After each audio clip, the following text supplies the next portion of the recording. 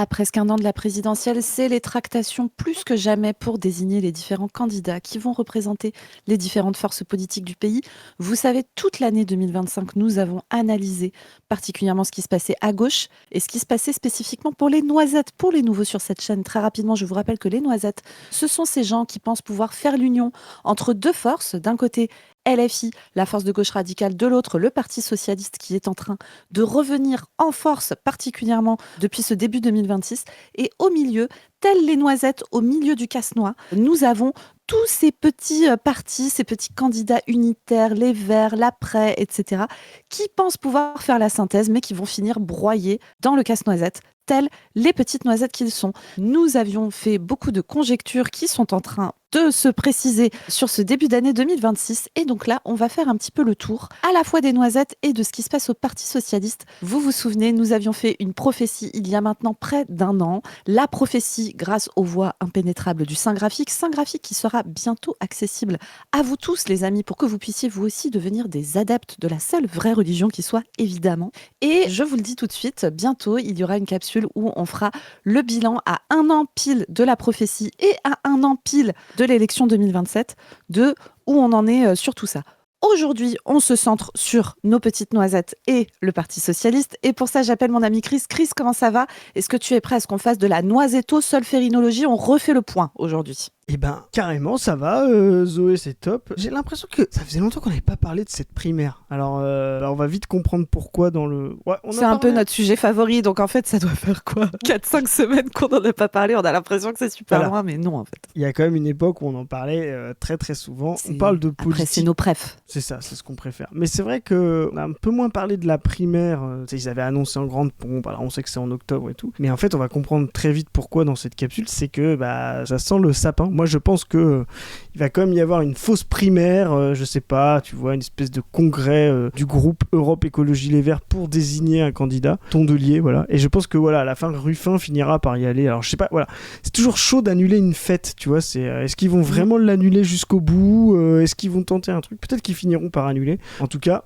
à la fin, ça ne fera aucun consensus et les gens iront chacun de leur côté. Il y aura juste l'après qui va se ranger derrière Tondelier, c'est écrit.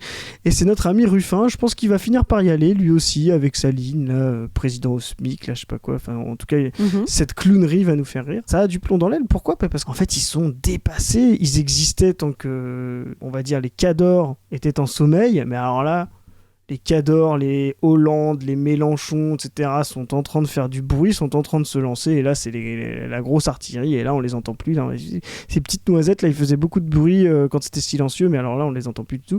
Et vraiment on va voir que là c'est de pire en pire. On va finir cette capsule avec notre préférée, la reine des noisettes, Marine Tondelier, qui essaye de se raccrocher aux branches du noisetier avec ses propositions programmatiques. Vous allez voir, c'est assez rigolo, quoi. Oh là là, quel plaisir. Et pour se faire plaisir, quoi de mieux qu'un petit article de Mediapart pour commencer, les copains? On va se faire ça. Un article de Pauline Grohl, qui est vraiment la journaliste qui traite beaucoup des questions, on va dire, internes à la gauche à Mediapart, et Ilyes Ramdani. Pareil. Article intitulé... Oui, même genre de gars, lui, Mathieu Dejean, voilà, c'est les trois, quoi. C'est presque au niveau de la pas du team en analyse politique, c'est un petit peu en dessous, mais c'est pas si mal. Allez, encore du flex, on va voilà, encore nous dire gna gna gna, l'ego de la pas du team se voit depuis la lune, ce qui n'est pas faux. Ce qui n'est pas faux. Alors, à gauche, la mort à petit feu de la primaire, des unitaires et unitaires est entre guillemets, c'est parti, let's go. Depuis la fin des municipales, le Parti socialiste se déchire sur la façon de désigner son candidat à l'élection présidentielle. La France insoumise s'apprête, elle, à lancer sa campagne. Entre les deux, les partisans d'une primaire voient leur rêve d'un grand élan populaire s'évaporer au fil des jours. Là, vous avez dans ce petit chapeau la définition même du concept de noisette que nous essayons d'imposer dans la gauche française depuis maintenant un an. Voilà. C'était le mot interdit du week-end. Aux rencontres de la social-écologie organisées à Montreuil, en Seine-Saint-Denis, le 11 avril, les participants s'étaient mis d'accord. Défense de parler de la primaire. Du coup, on a eu 3 heures de débat passionnant. Se félicite quelques jours plus tard le sénateur écologiste Ronan Dantec, organisateur du Raoult. Du Raoult. Ça me fait Ça, rire. c'est les styles de journalistes, ça. C'est les journalistes rajoutaient des mots, c'est genre pour jouer aux mots croisés, quoi. Mais tu sens, les journalistes, je pense, ils font beaucoup de mots croisés. Ça doit être leur truc, ça. C'est le public cible. C'est ça. Bah, du coup, c'est trop court de Montreuil. C'est là où il y avait eu Valo, Jadot et Olivier Faure. Alors, Olivier Faure était le seul, normalement, qui est dans la primaire. Et donc, c'est pour vous dire, l'allié que c'est pour la primaire, c'est qu'il va dans un truc avec que des anti-primaires et il décide de valider un consensus, de pas parler de la primaire. Voilà, tu te dis... Je crois que ça va bien avancer cette affaire, quoi. Tu vois, genre il y a un gars, il est dans la primaire normalement, mais il veut pas, tu vois. Enfin, catastrophique, quoi. En guise d'échantillon témoin, le parlementaire raconte avoir sondé une 50aine d'élus de son territoire de Loire-Atlantique. Tous m'ont dit qu'ils n'en peuvent plus de la ronde des prétendants et des débats sans fin sur la primaire, assure-t-il. Ils ont besoin d'une offre sur le fond. Oui. C'est sûr, il y a vraiment trop de gens qui votent écolo. Déjà, il n'y a pas beaucoup de gens qui votent écolo. En France, il y en a 800 000 en gros, vraiment, c'est le socle comme on dit, tu vois. Donc il y a 100 départements, voilà. Donc en Loire-Atlantique, c'est peut-être plus à gauche, il y en a peut-être 2 ou 3 000, tu vois. Oui, donc, surreprésentation des écolos dans ce type de département. Voilà. Plus à gauche, mais un peu bourgeois aussi. C'est ça, exactement. Donc Ronan Dantec, si tu veux, s'il a croisé 2 personnes qui lui ont parlé de ça, mais bon, à 2 personnes, t'as le droit de dire tous, hein, ça marche aussi. Oui, mais tu sais, ça, c'est les trucs des écolos. Tu sais, Marine Tondelier, elle avait fait la même chose, tu sais, dans son bouquin où elle racontait que des gens l'arrêtent dans la rue, dans les bus et tout, pour lui dire quand est-ce que vous allez vous mettre tous ensemble, votre veste, c'est mon doudou et tout. Ils ont une tendance magique à penser que quand une personne leur dit un truc, c'est le pays tout entier qui leur parle, quoi. C'est exactement ça. Mais non, ils ont besoin d'une offre sur le fond. Bah, c'est bien, on va finir par ça tout à l'heure, la fameuse offre sur le fond, quoi. Dans les rangs des principales formations de gauche, les tractations sur la primaire censée faire émerger un candidat ou une candidate à l'élection présidentielle suscitent la même lassitude. Alors non, pas nous. Nous, on adore ça. Non. C'est vraiment notre sujet préféré. On kiffe trop. Donc quand ça va s'arrêter, on sera très déçus. Voilà. Bah ouais, surtout qu'on a prévu des trucs et tout dessus. Donc bon, au pire, on la fera nous-mêmes. Exactement. Ce sera mieux. Exactement. C'est le cas sans surprise au sein de la France Insoumise qui devrait annoncer avant l'été la 4e candidature de Jean-Luc Mélenchon. Let's go. Ceux qui sont en train d'organiser une primaire qui va accoucher d'une souris sont des spécialistes de l'échec, tense le maire insoumis de Seine-Saint-Denis, Bali Bagayoko, dans Le Monde. Ils nous font perdre du temps. Ouais. Basé. Le scepticisme à l'égard de l'initiative dépasse cependant largement les rangs de LFI. L'élan faiblard de l'été 2025, la réunion de Bagneux dans les Hauts-de-Seine, le fameux serment de Bagneux, vous vous souvenez ? C'était bien, c'était vachement bien. Alors nous, vous savez, anecdote, on est des petits provinciaux avec Padu et Zoé, et on a pris le métro il y a pas longtemps, et on a vu l'arrêt Bagneux, et ça nous a fait le week-end, quoi. Voilà, oui, on était contents. on était à 2 doigts d'y aller juste pour voir le truc, quoi. Voilà, c'est ça, j'étais dans le même état que quand mes filles ont découvert que les escalators existent. Tu sais, les petites campagnardes, je les ai emmenées à Paris, elles étaient là genre, waouh, c'est la dinguerie. Et on a fait des escalators en aller-retour pendant beaucoup trop longtemps pour que ça soit normal. On n'a pas besoin de grand-chose, nous. Non, facile. La promesse d'une initiative historique, l'annonce d'une échéance au 11 octobre, la perspective d'un grand scrutin populaire censé rallier la gauche dite non mélenchoniste derrière une candidature unique. Tout cela appartient désormais au passé. Mais qui aurait pu prédire cette catastrophe ? Vraiment, Chris, on est trop triste. Ça, c'est incroyable. Mais ce qui est bien là-dedans, c'est ce qu'il disait précédemment. Donc, Jean-Luc Mélenchon devrait y aller. Alors, ils ont beaucoup mis en scène Bali Bagayoko. Tu viens de le citer juste avant quand il dit « ils nous font perdre du temps ». Pour ça, c'était vraiment cette victoire dans une très grande ville française avec une union PCF-FI.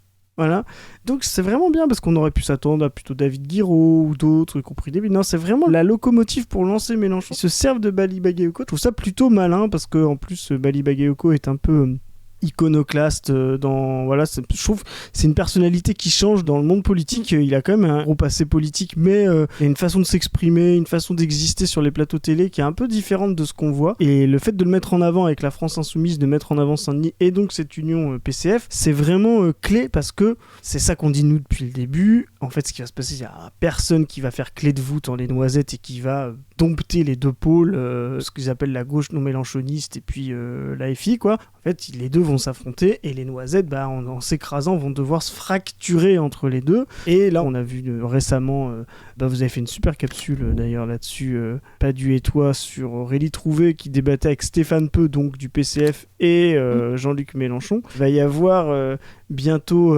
Cyrielle Châtelain à la Boétie. Donc on voit justement la façon d'extirper les gens de cette primaire, on va dire de leurs leaders politiques. Alors bon, les gens de l'après, les leaders politiques, c'est les gens de l'après, donc il n'y a pas de possibilité de les extirper. Pareil pour Ruffin, mais on voit par exemple les deux gros partis qui étaient dans la primaire, Europe Écologie et le PS. En fait, c'est des leaders politiques, des chefs de parti qui se retrouvent tout seuls. Marine Tondelier se retrouve toute seule alors qu'elle est chef de parti, elle va se faire taper des deux côtés, on va le voir. Et Olivier Faure se fait taper comme un sourd sur l'autre PS. Et tout le monde va aller soit dans un pôle, soit dans un autre. Certains verts vont aller avec l'AFI, d'autres avec le PS. Pareil pour le PS, eux ils vont aller soit avec Faure, soit avec Hollande, enfin un autre bloc. Ça c'est vraiment passionnant. On voit justement que quand ils se lancent, les pôles d'attraction font attraction.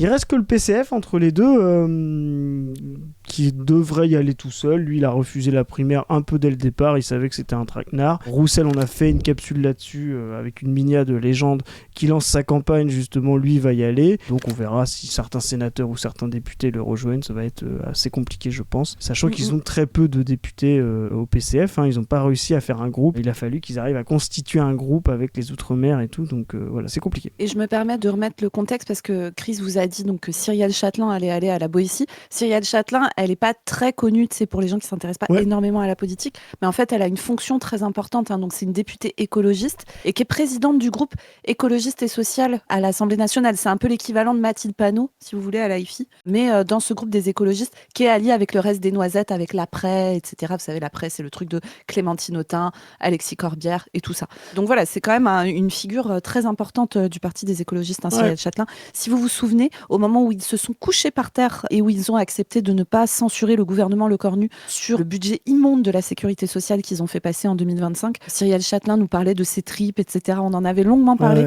dans la capsule où on parlait de Sandrine Rousseau qui s'opposait à la ligne de son groupe parlementaire. Bref. Et tu fais bien de le rappeler parce que Stéphane Peu est aussi le président de groupe communiste. Voilà, donc il y a un jeu qui se joue entre les présidents de groupe et les présidents de parti dans les noisettes. Aujourd'hui, le président de groupe du PS, c'est qui ? C'est Boris Vallaud. Donc on voit qu'il y a des espèces de cercles d'influence qui sont différents entre ceux qui gèrent les parlementaires et ceux qui, soi-disant, gèrent le parti. Ces partis-là sont tellement peu populaires, ont tellement peu d'adhérents que finalement, vaut mieux gérer les cadres via le Parlement.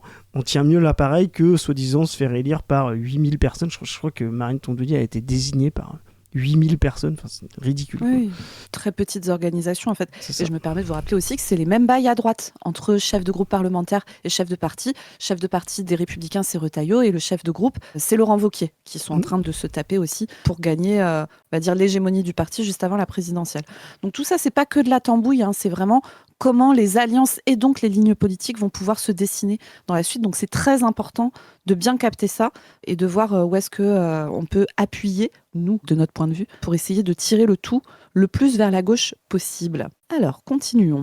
LFI n'est pas seul à se tenir à l'écart de l'initiative. Place Publique, le mouvement de Raphaël Glucksmann martèle qu'il n'entend pas participer à l'aventure. Alors je vous rappelle qu'ils sont 3. Raphaël Glucksmann et 2 amis à lui.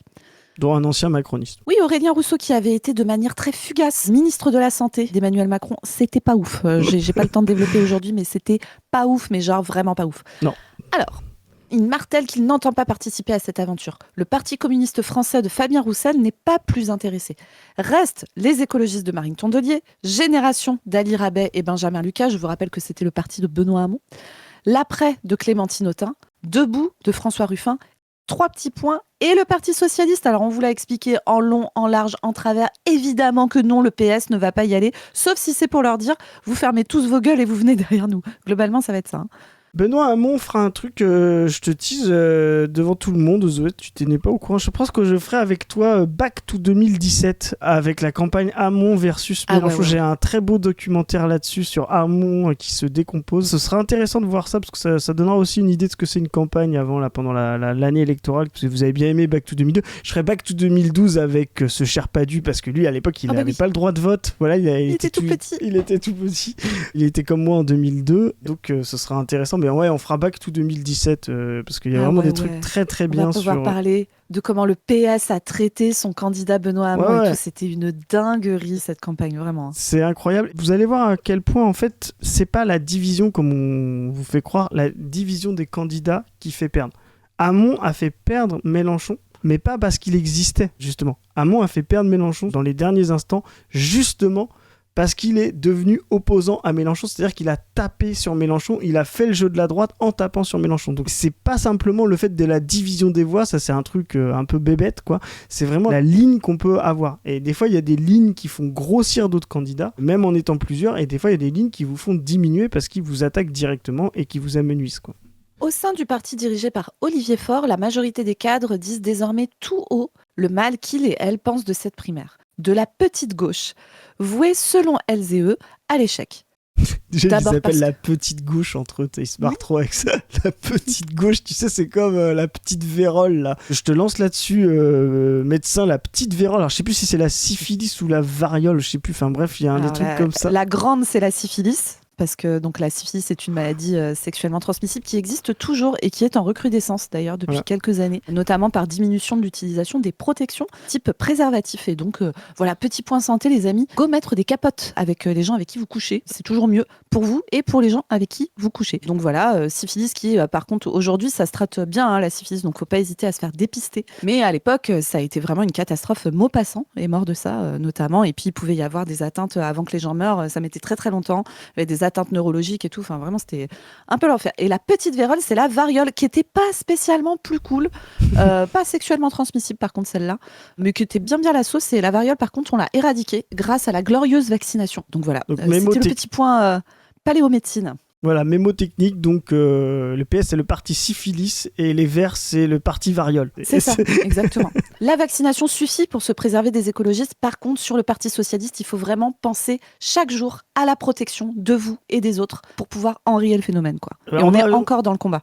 On va filer la métaphore, faut beaucoup de prévention, j'ai l'impression. Et pour ça, allez voir notre conférence Plus jamais PS. Là-dessus, totalement. C'est la meilleure prévention contre cette maladie. Voilà.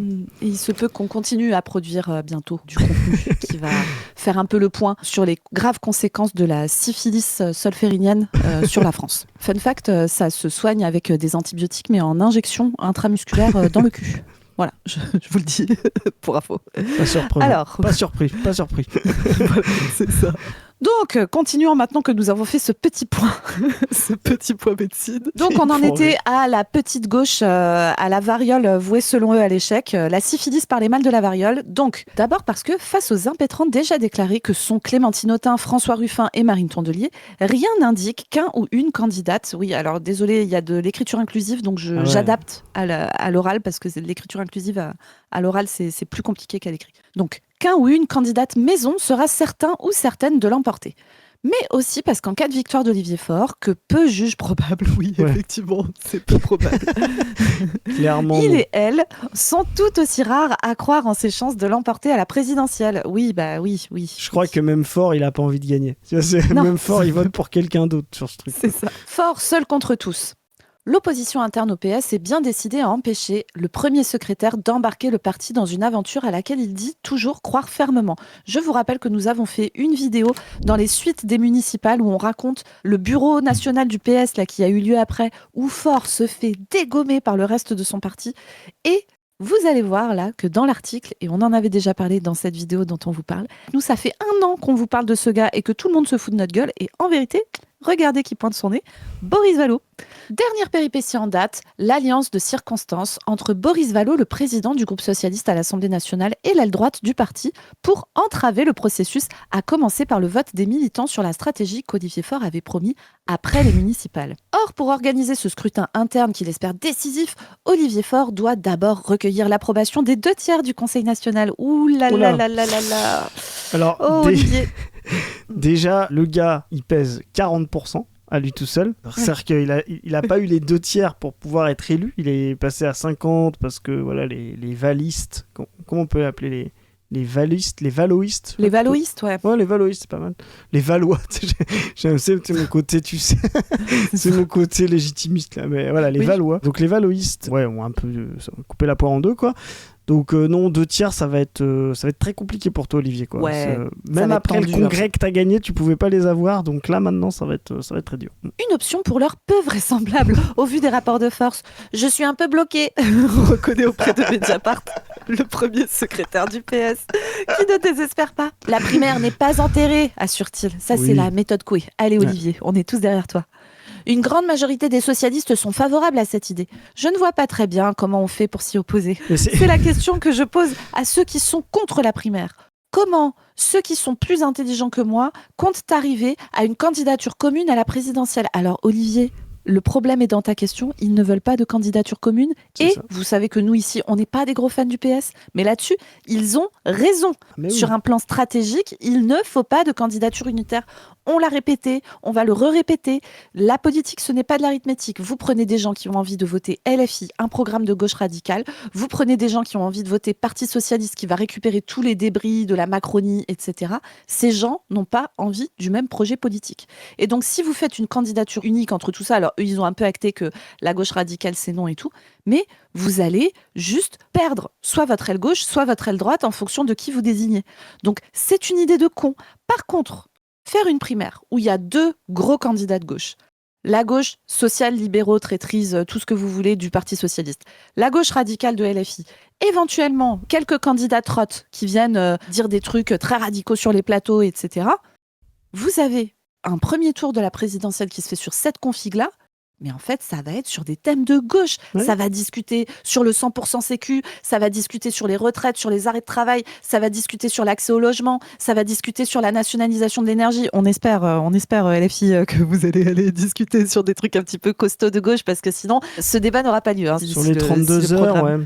Ouais, voilà, sur les 32 heures, l'accès au logement, le machin, sur est-ce qu'on sort de l'OTAN ou pas, etc. Ça va être Qu'est-ce qu'on fait vraiment...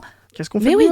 lui, Un premier tour hyper intéressant qui va mettre des thèmes de gauche sur la table et tout, ça va débattre, ça va être trop bien. Et là, vous créez une dynamique pour le second tour. S'il y a un de ces candidats qui passe le second tour, il y a une vraie dynamique derrière au second tour pour qu'il y ait des gens qui se rangent derrière. La campagne se fera sur des thèmes de gauche et tout. Et pas sur Retailleau versus Bardella versus Édouard Philippe qui se demande à quel point il faut niquer les cotisations sociales, en fait. Donc ça serait quand même mieux. En fait, ça, c'est le problème des gens. Ils veulent trop atteindre le second tour. Tu vois, ils veulent atteindre le second tour à tout prix, au prix justement même de simplement ne plus avoir de bloc cohérent. Effectivement, si vous ralliez tout le monde, vous faites un parti NUPES, vu les configs, ce qui n'est pas sûr. Hein. Si demain vous faites un parti NUPES, vous dites « Ah bah oui, ça fait à peu près 25, 28, vu les sondages aujourd'hui, ça c'est toujours le problème de prendre les sondages, voilà.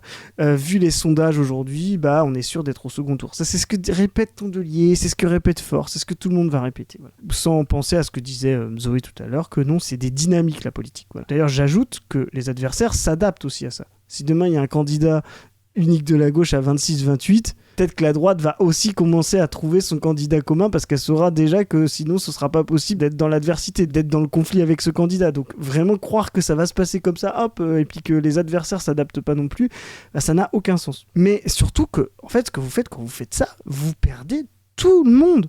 Ça veut dire que les gens qui veulent voter pour une gauche non mélenchoniste bah, vont pas accepter d'être avec la FI. Les gens qui vont une gauche plus jamais PS, ça peut être notre cas. Voilà, mais bon, c'est possible. Légèrement. On fait notre coming out, plus jamais PS. Mais demain, il y a une gauche premier tour où la FI perd son programme pour pouvoir faire l'alliance avec le PS, avoir un programme mou encore pire que tout puisque c'est la présidentielle. Le programme de la NUPES était plus mou que l'avenir en commun. Le programme du NFP était encore plus mou. Si vous faites tout ça, bah en fait, moi, je sais même pas si j'ai envie d'aller voter pour cette gauche-là, quoi. Donc, en fait, on perd tout le monde et surtout, tu te dis, ben, c'est faire 25 en perdant de tous les espaces pour à la fin être au second tour. Mais il reste quoi comme réserve de voix ? Les gens qui ont été dégoûtés au premier tour, ils vont pas revenir, tu vois, par le miracle. Alors oui, il va y avoir l'effet barrage à l'extrême droite. De fait, vous avez désespéré tout le monde et on voit bien qu'effectivement, c'est le côté l'empêchement du moins pire. Ah mais oui, vous serez quand même obligé de voter, même si vous n'avez pas voté pour eux au premier tour, parce que c'est le moins pire. Les gens en ont ras-le-bol. Ils veulent des projets politiques à la hauteur de l'intensité de la crise qu'ils vivent. Ils veulent de la transformation profonde et radicale. Et c'est pour ça qu'ils votent pour des débouchés politiques de plus en plus de haute intensité. De haute intensité violent et réactionnaire, ce qu'on appelle le pacte raciste, quoi, l'ordre raciste pour pouvoir justement gérer la pénurie, c'est ce que propose le RN, dont il est un peu en train de sortir, c'est ça qui est intéressant, on va faire une capsule là-dessus, et d'une autre intensité égalitaire, entre les deux, il y a des gens plus conservateurs qui vont prendre du pareil un peu de gauche, du pareil un peu de droite, et c'est ça qui fait l'affrontement idéologique, le mix là ne fait aucun sens, et c'est pour ça aussi voilà, que toutes ces stratégies de désistement, de oui, il faut qu'un seul candidat. Non, ça ne fait pas sens quand il y a 2 candidats. Moi, je vous le dis clairement, de manière évidente, si Hamon s'était retiré pour Mélenchon, il ne veut rien dire de faire croire que Mélenchon serait passé devant Macron ou devant Le Pen en 2017. Pareil pour Roussel. Pourquoi ? Parce que les gens, en fait, votent contre d'autres candidats aussi. Quand vous votez Hamon à la dernière minute, qu'il est donné à 6-7% dans les sondages, que vous avez vu les débats, c'est pas parce qu'il se retire que vous allez voter pour Mélenchon. Non, c'est parce que si vous votez Hamon jusqu'à la dernière minute, c'est que vous ne vouliez pas de Mélenchon. Et ça se trouve, il y aurait des gens qui auraient été votés Macron, ou qui auraient été votés ailleurs, ou qui auraient eu piscine. Donc ça n'a aucun sens. Et vraiment, ces stratégies, peu importe comment on le fait, primaire, vote ouvert, vote interne, désistement à la dernière minute, tout ça n'a aucun sens. Portez vos projets politiques, implantez-les dans les populations qu'elles touchent en premier, bougez les gens, faites voter les gens qui sont, je veux dire, le cœur de votre programme. C'est comme ça qu'on transforme et qu'on atteint la société et qu'on conquiert le pouvoir. Les stratégies là, d'analyse, de vote, de désistement, de machin, de peser de manière abstraite les potentiels possibles, si machin, compare les programmes, tout ça, c'est de la fausse politique, quoi. Tout à fait. Et nous allons reprendre la lecture de cet article de Mediapart avec une citation de Paul Vannier. Attention, je vais faire une imitation de Paul Vannier. Vous n'êtes pas prêts, les amis ? J'aime les voir s'organiser à se désorganiser. Tout cela est dérisoire, pathétique et très loin de ce qu'en attendent les Français. J'étais comment sur mon imitation de Paul Vannier ? En vrai, franchement, Zoé, t'as quand même un talent d'imitation. Mais ouais, il faut que je le travaille un peu. Faut que tu travailles un peu. C'est la première fois qu'elle le fait. Hein. Moi, voilà. Donc, elle capte les intonations. Et Paul, c'est vrai qu'il est comme ça. Il parle très fort. Il parle comme dit un des prof. choses. Le mais bon vraiment, côté orateur des profs. Ouais, c'est très bien. Alors, à cette question, ses opposants internes répondent. Les socialistes d'abord. Boris Vallaud propose par exemple que le PS désigne par un vote interne avant la fin juin son ou sa chef de file pour la présidentielle, lequel ou laquelle serait chargé d'ouvrir les discussions avec les représentants de l'espace politique allant de François Ruffin à Raphaël Glucksmann, explique son entourage. Voilà, c'est là où on voit, tu te dis, bon, Ruffin, il lance un truc, le président au SMIC, etc. Et on va nous faire croire qu'en fait, il va se ranger à la fin parce qu'il aura discuté avec Vallaud derrière un truc Glucksmann-Vallaud. Mais ça n'a aucun sens politiquement. Enfin, s'il fait ça, autant arrêter la politique tout de suite. Donc il va être obligé de se présenter lui-même, quoi. On n'exclut pas a priori une primaire dans un second temps, mais on pense qu'il faut d'abord que le PS ait son propre candidat pour qu'on se mette très vite en ordre de bataille et qu'on arrête de procrastiner. Sous-titre un proche du député des Landes qui ne cache pas qu'il pourrait être la personne idoine pour le rôle. Et pourquoi pas pour 2027 ? Tiens donc, les armées de Boris Vallaud sont dans la place, let's go. L'option semble en tout cas séduire au sein du PS, où l'on reproche au premier secrétaire d'avoir depuis des mois privatisé l'organisation du processus de désignation pour la présidentielle. Faure n'a jamais organisé une seule réunion interne au parti sur la primaire, grince le même interlocuteur. D'autres concentrent leurs critiques sur les contours de la dite primaire, avec une analyse aussi légitime que difficile à assumer. Comment une candidature socialiste pourrait-elle émerger d'une élection dont le PS constitue la branche la moins à gauche ? Le format bagneux est celui d'une gauche très à gauche, qui n'est pas raccord avec le centre de gravité du pays, explique par exemple la sénatrice socialiste Laurence Rossignol. Or, cette présidentielle se jouera à gauche dans la capacité à dépasser les 30% et donc à attirer les électeurs du bloc central.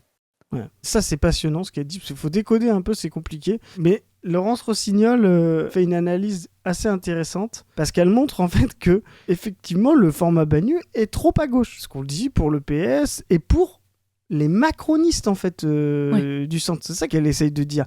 Et elle dit, pourtant, cette présidentielle se jouera à gauche, enfin pour la gauche en fait, c'est pas ça qu'elle... La phrase est un peu mal foutue. Alors c'est pour ça qu'elle se jouera à gauche, on dirait qu'elle va jouer à gauche. Non, elle se jouera pour la gauche dans la capacité à dépasser les 30%. Et pour ça, pour elle, elle dit, il ne faut surtout pas être de gauche.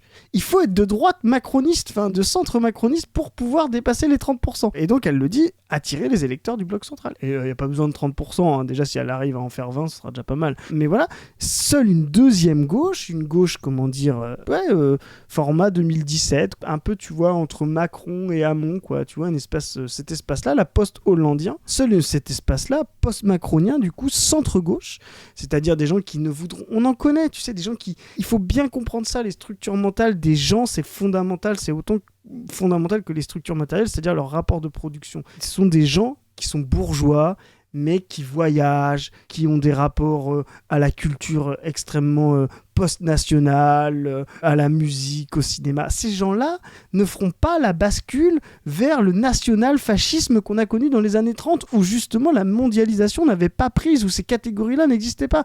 Donc eux, ils veulent une conservation de l'ordre existant, tout en pouvant équilibrer ça avec leur structure mentale de ne jamais voter pour l'extrême droite nationaliste, qui serait un rabougrissement pour eux. Et tout ça, c'est des masses de gens importants. Et ces gens-là, eh ben, ils vont préférer un centre-gauche, Hollande, je sais pas qui, Cazeneuve, là, il y a Cazeneuve qui essaie de partir, je rigole déjà, voilà, mais Valo et tout, vraiment, ils vont pour se dire, parce qu'il leur reste qu'un seul truc, ne pas résoudre les problèmes par les extrêmes, ni l'extrême droite, ni l'extrême gauche. Alors, peut-être que demain, dans une config beaucoup plus radical dans 20-30 ans, avec des milices, voilà, avec des communistes, les couteaux entre les dents, qui feraient 1 million de militants, peut-être qui se raidisseraient et peut-être qui remettraient tout ça en question. Mais aujourd'hui, l'état du pays n'est pas dans une crise assez profonde pour que tout le monde parte à droite et à l'extrême droite. Et tant mieux d'ailleurs, c'est du temps gagné pour nous, quoi. Mais il faut arrêter de se mettre ça dans la tête, de faire croire que tout le bloc, qui n'est pas la NUPES, le NFP 25-30%, va partir à l'extrême droite. C'est une folie qui nous empêche justement de bien jouer les stratégies pour la gauche de rupture. Parfaitement, et donc on continue sur cet incroyable article. C'est aussi le pari de François Hollande qui redouble d'efforts pour tuer dans l'œuf l'idée d'une primaire. Dans l'esprit de l'ancien chef d'État, la désignation doit se faire le plus tard possible, en novembre ou en décembre 2026. Tiens donc. Et en observant la dynamique des uns et des autres, autrement dit, les sondages d'intention de vote.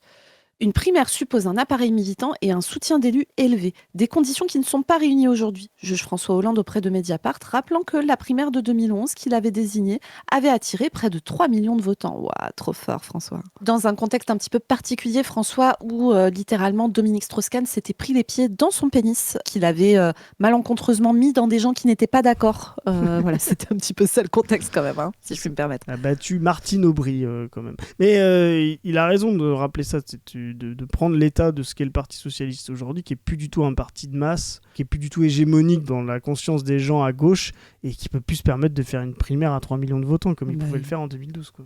Jamais il y a 3 millions de personnes qui se déplacent pour ce truc. Hein. C'est Jamais. ça. Face à de tels vents contraires, l'idée même qu'un scrutin puisse avoir lieu le 11 octobre fond comme neige au soleil. Il y a les questions politiques qui la menacent, bien sûr, mais aussi plus pragmatiques du financement, de la logistique, de la mobilisation. Une primaire qui court après le temps. Les péripéties de la gauche dite unitaire font sourire l'état-major de LFI, comme le reconnaît Paul Vallier, son responsable des élections. Je repars sur Paul Vallier, attention. J'aime les voir s'organiser à se désorganiser, glisse le député. C'est savoureux, c'est amusant. On assiste à un énième règlement de compte interne entre courants du PS. Tout cela est dérisoire, pathétique et très loin de ce qu'en attendent les Français. Vous vous souvenez de la primaire populaire ? C'est reparti et ça produira les mêmes effets. C'est exactement ça. Le mouvement de Jean-Luc Mélenchon compte lancer sa propre campagne dans les semaines à venir. Une alternative sérieuse, crédible, défend Paul Vallier, qui critique par ailleurs le suffrage censitaire, induit par la primaire. C'est la réduction du débat politique à des électeurs issus de catégories sociales moyennes ou supérieures, très diplômés, issus des centres urbains, critique l'élu insoumis. Tout cela crée une déformation de la représentation et une déformation dans la sélection des candidats. Et je me permets, à ce sujet, de vous faire de la pub pour Batmulch. Ça arrive pas souvent, mais il avait fait une très bonne série sur les primaires. C'est bien expliqué dans sa vidéo, vraiment je vous la conseille, où il explique comment, en fait, le mode de désignation par la primaire, le type de gens qui va aller voter à la primaire, c'est déjà une partie très particulière de l'électorat de gauche qui n'est pas du tout représentative de la totalité des gens qui pourraient potentiellement voter à gauche à une présidentielle, par exemple. C'est là où Badmulch, il faut qu'il aille plus loin. Badmulch, il faut qu'il en finisse définitivement avec toute idée de primaire, peu importe si c'est du désistement, rien du tout, etc. Il faut qu'il aille au bout. La primaire est une catastrophe de A à Z. Les désistements sont des catastrophes. Ne pas avoir assez de conflits à gauche, comme tu l'as dit tout à l'heure, fait perdre la gauche. En fait, au-delà même de la primaire, c'est ça qu'il faut bien que vous compreniez. Le candidat unique, c'est une catastrophe pour la gauche. Voilà. C'est une catastrophe à chaque fois pour tous les partis. Voilà. Parce que vous n'existez pas. Vous êtes l'adversaire que tout le monde veut abattre et vous ne pouvez pas faire campagne. C'est problématique, quoi. Le dernier candidat de gauche issu d'une primaire ouverte, 2 millions de votes, Benoît Hamon, regarde les débats de son camp avec une pointe de tristesse. La gauche dite non mélenchoniste rate méthodiquement toutes les organisations d'organiser une offre politique qui soit reconnaissable par les électeurs, regrette le fondateur de Génération.s. Oui, j'appellerai ça génération.s jusqu'à la fin des temps, désolé. C'est comme ça que ça s'appelle. On a l'impression que cette gauche n'a qu'un sujet de discussion, c'est Jean-Luc Mélenchon. Mais que pense ce bloc du nouvel ordre international, des bouleversements liés à l'intelligence artificielle, de l'école, du modèle social?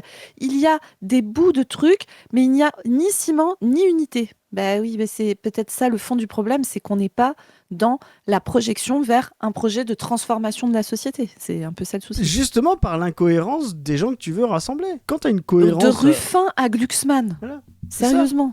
Quand Alors, tu veux... vous savez qu'ici, on n'est pas des grands fans de la ligne François Ruffin, mais quand même, reconnaissons-lui que c'est pas la ligne Glucksmann, quoi. Faut pas déconner. Si vous faites une bouffe avec que des gens qui aiment les mêmes choses que vous, c'est facile de gérer le repas. Mais si vous faites une bouffe avec des gens que vous connaissez pas, qui ont des restrictions alimentaires, voilà, ça va être compliqué. Là, c'est la même chose avec les idées, quoi. C'est assez simple à comprendre, quoi. Pourtant favorable au principe d'une primaire, l'ancien ministre de l'Éducation nationale juge sévèrement l'état d'avancement de la démarche. Pour que ça fonctionne, il faut un projet, un candidat et un dispositif politique, résume-t-il. S'il vous manque un des éléments, vous pouvez aller le prendre ailleurs. S'il en manque deux, c'est déjà mort. Il faudrait que les chefs de parti imposent ensemble une solution, une méthode. Sauf qu'il ne reste pas beaucoup de temps.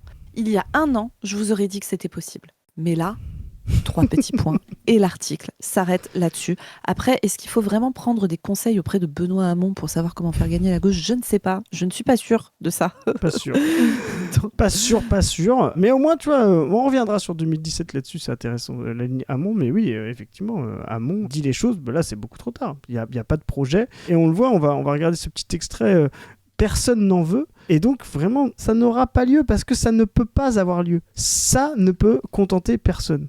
Et c'est pour ça que les gens les plus cohérents n'y sont pas, quoi. Donc là, on va regarder un mec de l'IFOP. Alors, je vous rappelle que la PADU Team clash l'IFOP très régulièrement. Et alors, bientôt, les copains, on va vous sortir un truc sur les sondages, sur comment nous, on fait pour débunker des sondages et quels outils on va pouvoir mettre à votre disposition pour que vous le fassiez aussi. Sachez que c'est un des gros bangers qu'on va sortir dans ces prochains mois aussi, car ça bosse dans les coulisses à la brèche. Et vous n'êtes pas prêts. Voilà, c'est un petit teasing. J'espère que je vous ai mis l'eau à la bouche. J'espère que la salive coule le long de vos commissures. C'est parti pour regarder Monsieur IFOP qui nous dit des trucs qui, pour une fois, sont un peu moins cons que d'habitude. Ah oui. Quand ils font de l'analyse politique et qu'ils font pas de, je sais pas quoi, les photos. Quand ils n'essayent pas de compter des trucs. C'est ça, exactement. c'est plus intéressant. Est-ce que les primaires auront lieu? Non. Probablement pas. Ah bon? Non, probablement pas. D'abord... Yves Calvi qui ne connaît pas la PADU Team. Ah bon, pas bien. Parce qu'aujourd'hui, les partis sont faibles pour organiser des primaires. Ça, il faut des partis forts pour... C'est ce que disait Hollande. Voilà. Et Hamon aussi. Et Hamon aussi, ouais. Pouvoir tenir une primaire et que les différents favoris possibles de l'opinion publique n'en veulent pas. Ils n'en veulent pas parce qu'avec la sanction qui menace la classe politique de façon générale, les favoris risquent de tomber assez facilement. Et en particulier, si vous voulez... Ça, c'est un truc intéressant qu'on n'a pas dit précédemment. Effectivement, les primaires sont aussi pas idéales pour les gens qui sont clivants et qui sont massifs. Un Mélenchon dans une primaire de gauche se retrouve à tout le monde contre lui. Et comme tu l'as dit, en plus, les types d'électorats qui vont voter pour ces primaires sont plutôt des gens qui aiment bien la gauche, qui aiment bien l'unité de gauche, voire même qui aiment bien la FI, mais il faudrait quelqu'un d'autre que Mélenchon. Tu sais, les gens qui viennent te voir, si c'était Clémence Guettet quand même, ce serait plus... Tu vois. Et donc, les gens clivants qui ont des vrais projets, paradoxalement, vont se retrouver à polariser contre eux. C'est-à-dire, tout le monde va voter contre eux. De la même manière, moi, si demain je participe à une primaire où il y a Mélenchon, d'autres candidats de gauche de rupture et tout, et qu'il y a Glucksmann, je vais voter pour tout sauf pour Glucksmann, tu vois. Donc c'est aussi comme ça que des gens comme Sarkozy avaient perdu, tu sais, contre Fillon au premier tour, Juppé avait perdu, alors que les autres étaient ultra favoris. À un moment donné, Martine Aubry était favori face à Hollande, enfin tu vois. Pareil pour Hamon. Hamon était pas du tout favori de la primaire en 2017. Il était plus à gauche que le PS, c'est pour ça qu'il s'est fait taper dessus. Et du coup, en fait, à la fin, t'as des gens qui sont pareil pour Pécresse. On peut en énumérer plein. Voilà. Mais du coup, qui font sens pour des gens ultra politisés, qui ont des visions du monde extrêmement limitées de 2 à 300 000 personnes. Mais une fois que ça se présente face aux masses, ils n'existent plus. Et c'était le cas d'Hamon, c'était le cas de Pécresse, c'était Fillon, ça va à peu près, mais il n'est pas passé. Donc voilà, c'est vraiment un problème, ça. Que ce soit Édouard Philippe et même Gabriel Attal, ils n'en ont pas très envie. Et à gauche, Glucksmann, par exemple, ne veut pas en entendre parler. Alors, ce qui est amusant, on a vu la citation de François Hollande à l'antenne. Elle est intéressante. Hollande dit la primaire, ça n'a pas de sens, il faut partager la même ligne. Là, il vise entre les écologistes, Ruffin, les gens qui sont sortis de LFI et les socialistes. Sauf que si Hollande dit ça, si on ne peut pas participer à une primaire commune parce qu'on ne partage pas la même ligne, comment pourrait-il y avoir un candidat commun de tout cet espace au premier tour de la présidentielle ? Voilà, c'est ce qu'on vient de dire à l'instant. À la fin, c'est la primaire dont on se fout. Pourquoi la primaire ne peut pas être organisée, peu importe les manières, parce que l'idée même de candidat commun est une connerie sans nom. C'est une connerie pour la droite, c'est une connerie pour la gauche, c'est une connerie pour le centre. Voilà, ça n'a vraiment pas de sens, quoi. Ça me paraît légèrement incohérent. La solution, c'est vous. C'est les chaînes d'infos qui l'ont entre les mains. Pourquoi ? Il n'y aura pas de primaire, mais il faut qu'il y ait des débats. Et des débats où les téléspectateurs, les Français qui s'intéressent à la politique puissent juger la qualité des candidats. Et il faut faire des débats. Voilà, c'est Zoé qui a raison. Organisez des fights. Voilà, faites des huitièmes de finale, quarts de finale, etc. Organisez des fights. Moi, j'ai envie d'un fight. Pendant la campagne présidentielle, tu vois, il y a 6 candidats de gauche. RMC, la BFM, LCI, organisés. Les candidats de gauche débattent des sujets de gauche avant la présidentielle. Ça m'intéresse. Moi, j'ai envie de voir Mélenchon face à Glucksmann, face à Vallot, face à Tondelier. Faisons ça, tu vois. Et pareil, faites ça pour la droite, et après, vous les croisez, etc. Mais faisons de la vraie politique, quoi. Comparons les programmes, quoi. Comparons les visions du monde, comparons les enjeux. De candidats du même camp. Pour que précisément, on voit ce qu'ils ont dans le ventre, ce qu'ils peuvent se dire, les faire parler à des Français dans des débats et voir quel résultat ça donne. Ça, ce serait très intéressant. C'est à nous de faire les primaires au sein des camps, alors, nous dites-vous. C'est à vous d'organiser le débat qui permette aux électeurs de dire un tel ou un tel, il en a suffisamment pour pouvoir faire un bon candidat. Je pense que ce serait une solution. Patrick Stefanini, qui a dirigé la campagne de François Fillon et qui autrefois avait dirigé celle de Jacques Chirac, donc ça n'est pas rien et qui a une solide expérience, pense à la fois que la primaire ne pourra pas avoir lieu, mais que s'il n'y a pas de débat, alors on va dans le mur. Mais moi, je suis d'accord avec Jérôme Jaffré. Voilà. Faisons une présidentielle longue, là, avec des débats. Partons de loin. Je me rappelle, moi, je trouve que Mélenchon, on oublie de le dire, mais avait lancé sa campagne très très fort avec ce débat face à Zemmour, dont beaucoup de vrais militants disaient « Ah non, c'est pas très bon ». Et en fait, on se rend pas compte à quel point ça a été puissant, justement pour lui, d'affronter Zemmour chez Hanouna. Après, il l'avait fait beaucoup plus tard, c'était en janvier, je crois. Janvier de l'année de la présidentielle. Ouais, c'est ça. Mais c'était au moment où Zemmour était très fort. Zemmour il était annoncé à 18-20%. Il avait fait Putain, je me souviens plus dans quelle ville c'était, mais il avait fait un meeting. Tu sais, où il parlait d'armée, de militaires, etc. Où là, vraiment, je m'étais dit, ah ouais, c'est du fascisme chimiquement pur. C'était impressionnant. Il était allé le taper à ce moment-là. Ça a été le début de la débandade de Zemmour. Et c'est vrai que ça a mis Mélenchon dans une dynamique qui était incroyable, quoi. Exactement. Tu vois, 28 janvier, à l'échelle de la campagne présidentielle, c'est encore 3 mois avant. Et c'est très important. Donc, on peut, dès septembre, discuter de ça. Et on verra les gens qui ont des programmes, qui n'ont pas de programme. Parce que là, les primaires, c'est... Voilà. Là, on va vraiment voir. Et soyez candidat et allez jusqu'au bout, voilà, faites en sorte de candidater, vous ferez 2, 3%, 10, 15%. Et je le redis aussi pour ça, je pense aussi un truc, il faut que ça parte de loin. C'est comme ça qu'on fait vraiment de la politique. 2022 a été une catastrophe parce qu'il n'y a pas eu de campagne. Les gens n'ont pas pu s'y intéresser avec la guerre en Ukraine. Macron a repris la main là-dessus, a torpillé la campagne.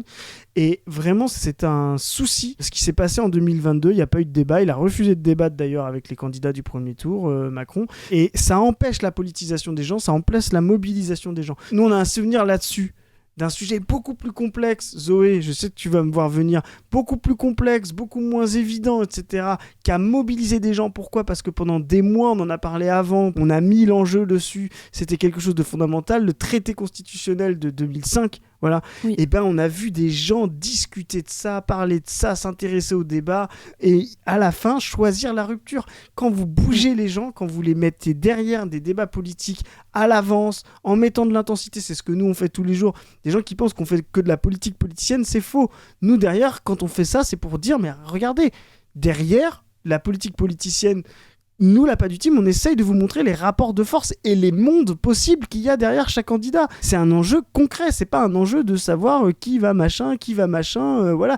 Donc c'est de dire, bougez-vous pour la politique, parce que à la fin, c'est votre destinée, c'est votre vie quotidienne qui va en dépendre. Et là, moi je suis chaud pour cette proposition. Là, dès septembre, là, les chaînes, les petites chaînes, les grandes chaînes, organiser des débats pour pouvoir fighter les candidats de gauche, de droite, voilà, mais mettre les masses en mouvement, quoi. Ah ouais, et nous, on est ultra chaud là, je vous le dis. Alors, à partir de septembre, bon, vous avez vu, on a en général un rythme de publication qui est plutôt pas trop mal, je trouve, par rapport à des gens qui font ça sur leur temps libre, hein, mais Voilà. on essaye. Mais alors, à partir de septembre, mais nous, on va être au taquet. On va regarder chaque programme, chaque parole politique. On va aller parler du logement, de la santé, de l'éducation, de l'international, de tout ça. On va vraiment mettre de la politique dans tout ça et montrer quelles sont les différences entre les gens, sur quoi on peut aller jouer, où est-ce qu'on va chercher des personnes, comment on fait penser un nouveau possible. Tu sais, souvent, nous, dans notre camp politique, donc vous savez, hein, nous, on est des communistes. Et nous, on est des communistes qui avons vraiment une vision révolutionnaire de la société. Nous, on veut tout changer. Donc, on est des révolutionnaires. Et il y a parfois, dans notre camp, à nous, hein, nos camarades, nos amis, marxistes-léninistes, tu as un truc de vous êtes électoraliste, etc. Ce qui est vrai, tu vois, nous, on parle énormément des élections. Mais parce que dans les conditions concrètes actuelles de 2026, avec d'un côté une crise majeure du capitalisme à l'échelle mondiale et donc une possibilité de changer des choses, mais un état des forces militantes, de la conscience de classe, de l'implication des gens dans la politique et tout, qui est pas du tout à la hauteur de ce qu'on connaissait au XXe siècle en France, au début du XXe siècle, hein, notamment. Enfin, vraiment, je pense que vous vous rendez plus compte de... Enfin, je veux dire, la CGT, c'était des millions de personnes syndiquées. Le Parti communiste français, c'était des centaines de milliers de militants qui sortaient du maquis, qui avaient mené la lutte contre les nazis. Enfin, vraiment, on n'est plus dans ces conditions-là. Et les élections, c'est un moment de politisation majeure. Pour emmener les gens vers des trucs qui ne sont pas que du fait d'aller mettre un bulletin dans une urne, mais des gens qui vont se mettre à s'intéresser à la politique, peut-être à rentrer dans des organisations, à rentrer dans des syndicats, à rentrer dans des partis, à se mettre à même dépasser le plus gros candidat de gauche sur la gauche, tu vois, pour les tirer vers vraiment un possible révolutionnaire. Et donc, il ne faut pas négliger ces trucs-là. Et cette capsule est déjà très, très longue, donc on va conclure là-dessus, les amis. On voulait vous évoquer aussi, vous avez dû voir Marine Tondelier, qui, On y reviendra. voilà, qui a sorti son programme commun, a priori sans en parler à personne dans son parti, c'est comme un peu une dinguerie. Bon bref, voilà. De toute façon, on reviendra dessus parce que vraiment sur les propositions, il y a des trucs à dire et tout, mais comme vous le savez, vous avez de la Pas du Team tous les jours, donc ça arrivera à un moment dans les prochains jours ou les prochaines semaines. Ne vous inquiétez pas. On parlait de tout ce que fait la Pas du Team, etc. Mais je vous rappelle que l'association La Brèche, dont fait partie la Pas du Team, fait plein d'autres trucs. Vous avez les podcasts, les voix de l'exploitation qui sont sortis il y a pas longtemps. Premier épisode sur une travailleuse de la restauration qui vient vous parler de son expérience d'exploitation dans la restauration. C'est absolument passionnant. On est très content de ce podcast. Il y en a d'autres, bien sûr, qui vont arriver. Donc, vous pouvez aller voir ça. Vous pouvez aller voir la dernière interview qui est parue sur la chaîne On ne veut plus. Dans l'émission sortie ce dimanche, on reçoit le camarade Nicolas Jasinski de la CGT SPIAC. Donc, la CGT SPIAC, c'est le syndicat des professionnels des industries de l'audiovisuel et du cinéma. C'est une branche de la CGT qui vient nous parler de la condition des intermittents du spectacle. C'est très intéressant et ça parle beaucoup de choses dont on vous a parlé récemment là dans les capsules qui sont passées pas longtemps, mais sur l'universalité des droits. Lutter contre ce que veulent faire actuellement les grosses boîtes de prod, etc., qui veulent niquer le statut de l'intermittence et aller vers des statuts d'autres entreprises qui viennent attaquer gravement les droits qui sont attachés au salariat, les droits sur les arrêts de travail, sur les accidents du travail, etc. Vraiment, l'interview est trop bien. Allez la voir. C'est le 3e camarade de la CGT là qu'on reçoit. En pas longtemps, on avait aussi reçu Cédric Liechti de la CGT Énergie Île-de-France. Vraiment, interview passionnante. Allez la voir aussi. Et on avait également reçu Alexis Borde de la CGT Chômeurs, pareil Alexis qui vient vous expliquer comment les privés d'emploi qu'on appelle chômeurs dans le monde du néolibéralisme sont créés et sont utilisés pour mettre sous pression la totalité des travailleurs de France. Vraiment, on est trop contents. Et là, vous voyez la branche, on va dire, radicale de la CGT, la branche qui lutte de la CGT, parce que putain, là, il y a eu des trucs qui sont sortis il n'y a pas longtemps. Bref, on en reparlera, les copains, mais fou. Ouais. J'ai mal à ma CGT un peu là, mais bon, bref. Et vous pouvez bien sûr également aller lire la revue Position Revue. Vous pouvez nous envoyer vos chroniques de l'exploitation. C'est ces textes où vous nous parlez de vos expériences de travail qu'on continue à publier assidûment sur la revue. Vous pouvez aller nous suivre sur nos réseaux Insta, Twitter, si vous voulez nous soutenir dans tout le travail que fait l'asso. Vous avez vu, là, bientôt, on va sortir, donc on vous l'a dit, le graphique qui va sortir, un truc en lien avec le débunkage de sondage qui va sortir aussi, un gros événement. Nous sommes en pleine campagne anti-impérialiste, morale impérialiste. Vous pouvez commander vos affiches que nous vous fournissons gratuitement. Allez sur le site On ne veut plus, il y a un formulaire de contact, on vous explique tout à cet endroit-là. Si vous voulez nous aider pour tout ça, ce sont les dons récurrents sur le Tipeee qui nous aident le plus. Vous le trouverez en barre de description. Merci beaucoup, camarades, à tous ceux qui le font. C'est grâce à vous qu'on peut faire tout ça. Et sur ce, les amis, il me reste à vous dire à plus tout le monde. Salut. Salut les gens. C'est